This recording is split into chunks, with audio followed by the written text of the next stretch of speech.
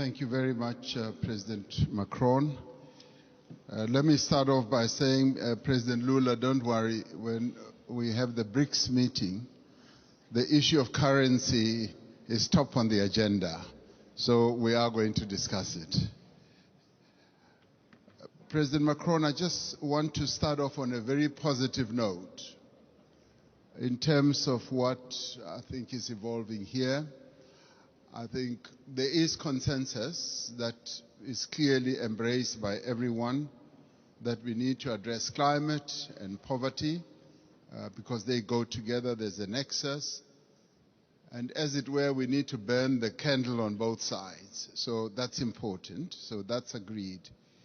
And we all recognize and accept that we need capital at scale to address the key challenges that many countries in the world face, particularly the developing economy countries.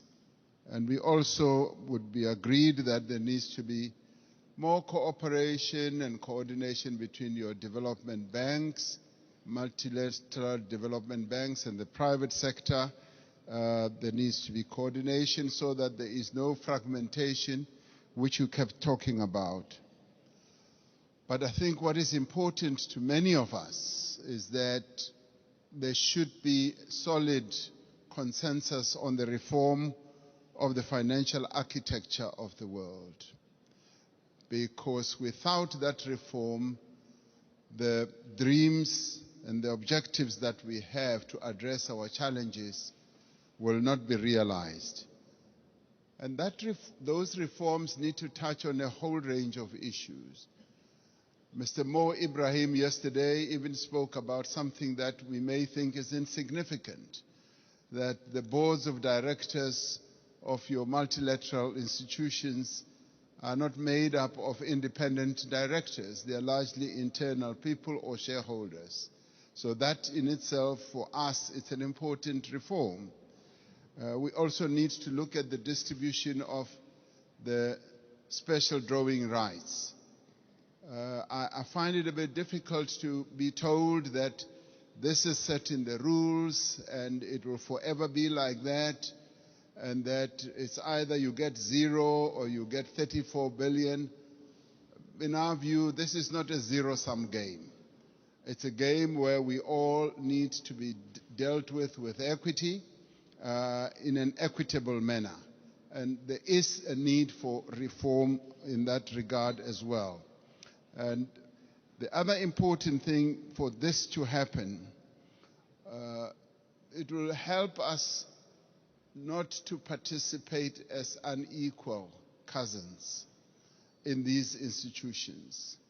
It will help us to participate fully, and so that we don't have a sense that we are beggars, that we are being dealt with out of generosity.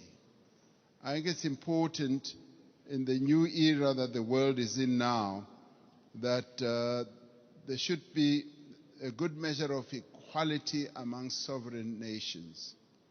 You know, recently, 7 African countries decided to go and put a call for peace to Ukraine and to Russia. And we raised a number of issues. Zambia was represented, Comoros was represented, Republic of Congo was represented, Senegal was represented, Uganda, as well as South Africa. So we were all represented, and Egypt as well. So we were all at one, that even as we were going to address an issue of the war which has had a negative impact on the African continent, which is the rise in prices for food, rise in prices for fertilizers, we were clear that we are not going there as beggars. We are not going to ask for a favor to both Ukraine and Russia. We were going there to say, open up the Black Sea Channel so that the grains and the fertilizers should go into the world market. So we were not on a begging mission, even as We are in great need as a continent and all that. That should go to demonstrate that Africa should never be seen as a continent that needs generosity. We want to be treated as equals. Even in the multilateral institutions, we want to be treated as equals. And if our equity is at a low ebb, there must be ways in which that can be addressed. To us, this is very important. Our sovereignty is one of the things that we hold on dearly to. And we demonstrated that very clearly to both President Zelensky and to President Putin when it came to this issue. Even as there were suggestions that, yes, we can donate this, we can donate that, we said, we want you to release these grains and fertilizers to the world market so that the world can trade in these commodities and other issues we can handle in a different way. I wanted to make that point so that it should be understood where Africa has evolved up to. We want to be key players on the world stage, want to be key players even in the financial markets and in the MDBs. Now, these are the positive things. I do, Mr. President Macron, want us to address another issue which to us is a bit of a negative. You will have heard President Sisi talking about the 100 billion that was promised in Paris. President Sassou Nguesso yesterday as well also spoke about it at the dinner. Now, there is that issue that a number of the commitments that have been made have not really been fully lived up to. But before I get into details, let me immediately say that we recognize the many initiatives that have been put on the table, and a number of countries here have done so. Germany has gone out of the way to put a number of initiatives, and the US has also done a number of things. But there have been times when we felt like we were beggars. I played a key role as chair of the African Union during the COVID period.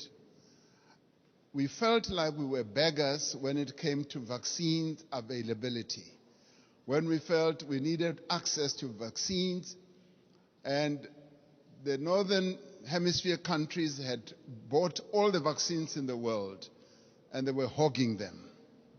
And they didn't want to release them at the time when we needed them most. And we felt like we were begging.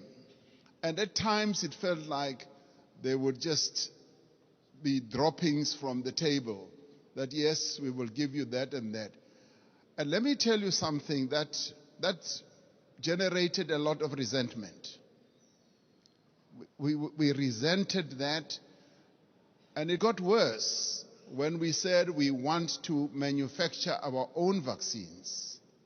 And when we went to the WTO, there was a lot of resistance, enormous resistance. And we kept saying, what is more important, life or profits by your big pharmaceutical companies? And that too, I must tell you now, generated and deepened that disappointment and resentment on our part, because we felt like life in the Northern Hemisphere is much more important than life in the global South. And these are issues that need to be addressed. And I'm glad that we are all seated here like this, because we've got to get to the heart of these matters and address them. Now, I come to promises that have been made. And Chancellor Scholz was saying, we've got to walk the talk. Yes, we want to see the talk being walked. President Sassou Nguesso yesterday said at the dinner, $100 billion was promised per year. And he was saying, I've never seen that. And many of us will testify that $100 billion has never really been made available. And this should stand out as something that needs to be addressed. Because sometimes we sit at conferences like this and say, yes, we'll make this available, and we believe you. We believe you, but now the tire must hit the tar. We must now see action flowing from that. Now, I want to then talk about something very practical. President Sassou Nguesso raised it yesterday. He said he would be happy if flowing from this summit we do something very practical on the infrastructure side. Having said that 600 million people in Africa do not have electricity, and yet we've got all the resources to generate electricity, particularly the mighty Congo River, and that there have been plans to build a number of power stations that will generate, in my calculation, up to 70,000 megawatts. And he said, and I want to speak in support of this proposal, that to prove that these summits are not summits where we just talk, flowing from the Paris COP as well as others, let us now put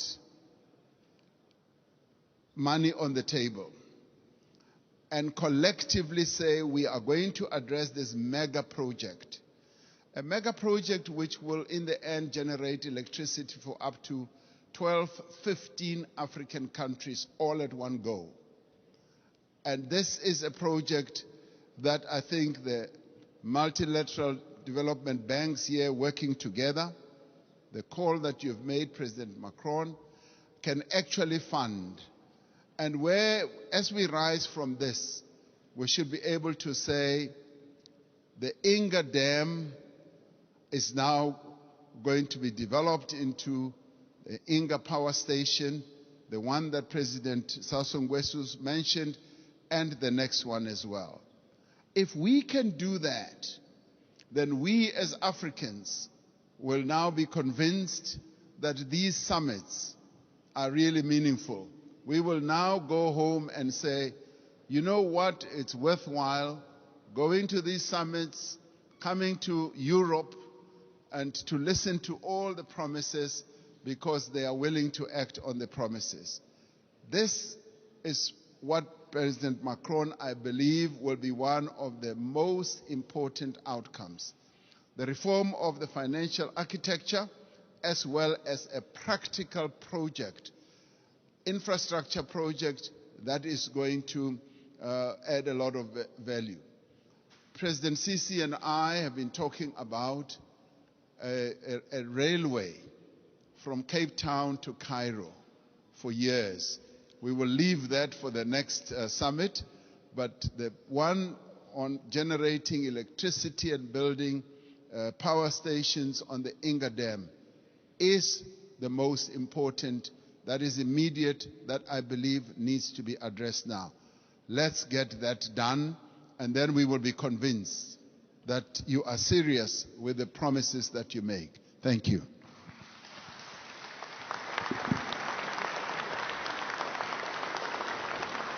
Thank you, Cyril. Thank you, everybody. Mesdames et messieurs les chefs d'État et de gouvernement, mesdames et messieurs,